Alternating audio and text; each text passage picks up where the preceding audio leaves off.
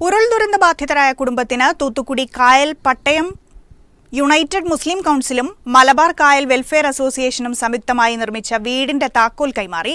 മേപ്പാടി ചുങ്കത്തറയിലാണ് മുണ്ടക്കൈ സ്വദേശി ഷഫീഖിനും കുടുംബത്തിനും വീട് നിർമ്മിച്ചു നൽകിയത്. ന്യൂ വയനാട് ചാരിറ്റബിൾ സൊസൈറ്റിയാണ് വീട് നിർമ്മാണത്തിന്റെ ഏകോപനം നിർവഹിച്ചത്. 16 ലക്ഷം രൂപ ചെലവിൽ 1120 സ്ക്വയർ ഫീറ്റ് വിസ്തൃതിയിലാണ് വീട് നിർമ്മിച്ചത്.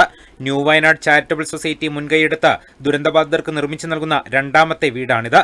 തമിഴ്നാട് തൂത്തുക്കുടിയിലെ കായൽപട്ടണം യുണൈറ്റഡ് മുസ്ലിം കൗൺസിലും മലബാർ കായൽ വെൽഫെയർ അസോസിയേഷനും ന്യൂ വയനാട് ചാരിറ്റബിൾ സൊസൈറ്റിയുടെ സഹകരണത്തോടെ നിർമ്മിച്ച വീടിന്റെ താക്കോൽ ടി സിദ്ദിഖ് MLA കൈമാറി. ദുരന്തബാധിതർക്ക് വേണ്ടി ഇത്തരം സംഘടനകൾ നടത്തുന്ന പ്രവർത്തനം പ്രശംസനീയമാണെന്നും മാതൃകാപരമാണെന്നും അദ്ദേഹം പറഞ്ഞു.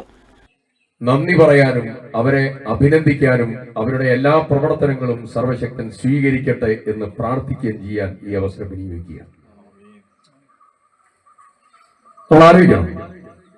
നമ്മളൊക്കെ മനുഷ്യരാണ്.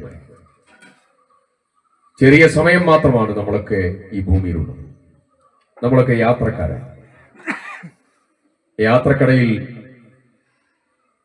ഓരോ പരീക്ഷണങ്ങളെ നേരിടുന്നവരാണ്.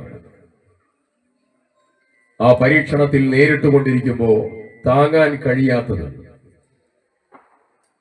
അങ്ങവിടെ തൂത്തുക്കുടിയിലെ കായൽ പട്ടണത്തിൽ നിന്നുള്ള ഒരു ടീം വന്ന് ഇവിടെ വയനാട്ടിലുള്ളതായിരിക്കുന്ന ഷഫീഖിനും കുടുംബത്തിനും താങ്ങും തണലുമാവുന്ന പ്രവർത്തനത്തിന് നേതൃത്വം കൊടുക്കുക.